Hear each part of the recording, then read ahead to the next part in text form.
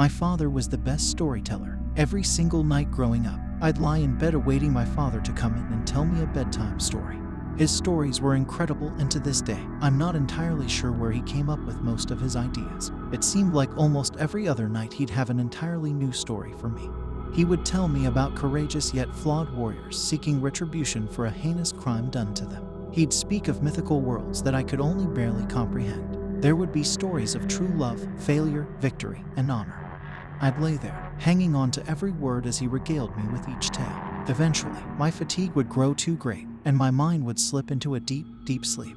One day, when my father came in to tell me yet another story, I asked him if he could make this one a scary story. He paused for a moment, giving me both a look of surprise and thoughtfulness. Out of all the stories he had told me, none of them had been particularly scary. They were more thrilling and action-packed.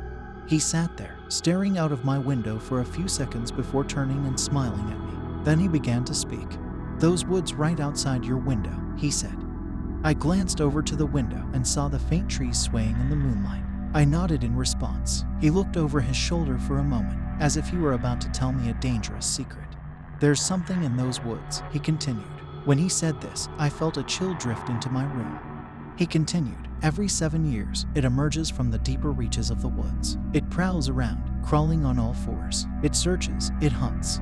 Its body is like a man's but longer, its arms and legs stretching out at odd angles. Its skin is like coal, which makes it difficult to spot during the night. Its head is long and narrow, but the most unsettling feature this creature has is its eyes.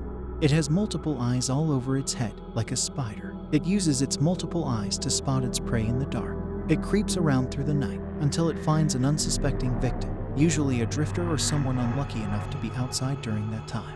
Sometimes, when it has difficulty finding prey, it will venture into residential areas and search for unlocked windows. If it finds one, it will crawl inside the house and grab the nearest person it can find.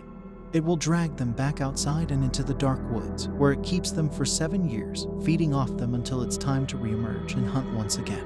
I could feel my hands beginning to tremble slightly as I gripped my blanket next to me. My father, taking note of this, smiled down at me and told me not to worry. He said that as long as I kept my window locked, I would be safe. He stood up from my bed and walked over to my window.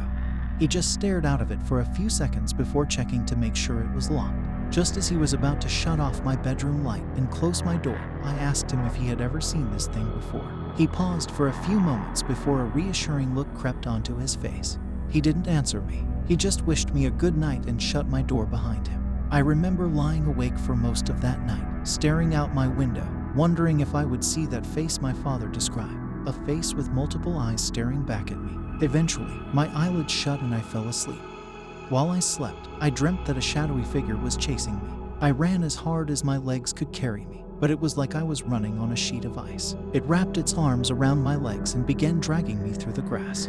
It was pulling me closer and closer to the forest, which was now in the shape of a giant maw. I was screaming, but I could hear no sound coming from my mouth. Then, just as I crossed the threshold, I was jolted awake and I sat up in my bed, screaming. It only took a few seconds for me to realize my room had been brightened by the light outside. I felt a weight lift off my chest as I finally calmed down. Since that night, despite my father telling me new stories every other day, I couldn't help but think about the creature in the woods every time he'd left my room.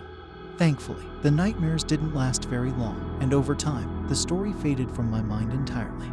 A few years later, my father passed away. He had developed cancer, and after months of battling it, cancer selfishly won. That year was a dark time for my family. However, with the support of my family and friends, we all managed to pull through it. With each passing year, the grief lessened, but his memory still remained. Then, after another few years, during my senior year in high school, something happened. I had gotten home from school and saw that my mom had already left for work. She had been working frequently the last few years to make up for the low income. I offered to get a part-time job to help her out with the bills, but she told me that everything was fine. She said that we weren't in dire need of money, and that working helps take her mind off of things. She also went on to say that I needed to focus on my schooling so I could get into college, in turn, get a good job down the line. Although I understood her reasoning, it was still painful to see her working so much. Regardless, I walked into my bedroom and tossed my bag onto my bed. I pulled out some of my books and set them on my desk. Every half hour or so, I'd split my time between doing homework, study, and watching TV. Before I knew it, the sky had darkened and it was time for bed. I shut off my TV, got changed, and crawled into bed. As I lay there, I found it difficult to fall asleep. My mind was restless, and despite my efforts, I couldn't seem to calm my thoughts. I cracked open one of my eyes and saw that the clock on my desk was nearing 2 a.m. By this point, that's when I heard something, a sound that pierced the silence of my room like a knife. It was a tap, a light yet sharp tap that echoed around me. My eyes instantly snapped open, and I looked over to my window. My blood nearly turned into ice in my veins. Memories of my father rushed into my mind. Memories of the stories he used to tell me. Memories of the thing that lives in the wood behind my house. Its face and body were obscuring most of my window, and if it weren't for the faint bit of moonlight outside, I probably wouldn't have seen it. There was a bunch of movement across its face, like multiple insects crawling on it. Then I realized that they weren't insects, they were eyelids. My eyelids were opening and closing, looking around rapidly as I lay there in disbelief, wondering if I had fallen asleep and if this was just a nightmare. Then I watched as a shadowy limb stretched out toward the base of my window. My mind stopped thinking about whether or not this was a nightmare, and instead, I wondered if I had recently locked my window. The sickening sound of the window seal being broken as the glass began to slide up hit my ears. My fight or flight response kicked in and I rolled out of my bed. I dashed across my room and opened my bedroom door, but it slammed shut in my face. All of my joints locked up simultaneously, as I couldn't believe what had just happened. The creature that was just outside my window seconds ago was now above me. One of its hands was firmly pressed against my door, and the other seemed to be stuck against my wall. Its head twisted unnaturally, almost spinning entirely upside down, and all of its eyes were focused on me. I backed away, wondering what to do. My bedroom was on the second floor, so jumping would probably only injure me, and if I didn't, I'd probably be right where it wanted me. Standing right next to my bedroom door was a coat rack my father had assembled for me years ago.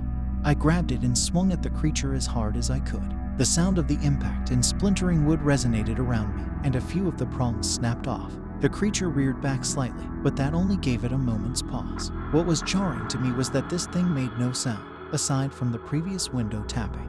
It made no breathing, no shrieks of pain, no growls, and even moving around, it barely made any noise. It crawled onto the floor and began closing the distance to me, forcing me back over to where my bed was. It was now taking up nearly half of my room. It lowered its stance, and a second later, it lunged at me, reaching out with its long arms. When it did this, I swung the coat rack wildly. The end of the wood connected with its head, and it clattered to the floor. In a flash, I dashed past it, opened my door, and slammed it shut behind me. I sprinted down the stairs and turned on the living room light next to me. Then I stopped, keeping the coat rack aimed up at the stairs towards my bedroom door. Suddenly, the front door to my house opened behind me, and I spun around on my heels, ready to strike. I managed to stop myself at the last second when I saw that it was my mom, coming home late from work. She screamed at me and asked me what in the world I was doing. Breathless, I told her something had crawled into my bedroom from my window. She sighed heavily and stormed up the stairs. Despite my protests, she promptly opened my bedroom door. There was nothing there, just a few pieces of splintered wood, and that was it. She scolded me for breaking the coat rack my father had given me and told me to go back to bed. After inspecting my room, I found that there was no sign of that creature whatsoever. I quickly shut and locked my window tightly. I peered outside for a few moments, but it was far too dark to see anything of note. It was safe to say I didn't sleep at all that night. To this day, I'm not entirely sure where he came up with most of his ideas, but the next morning, as I stared at the large handprint on the outside of my window revealed by the morning sun, gave me a realization that at least one of my father's stories was true. Thanks for watching. Subscribe to stay tuned for more true stories.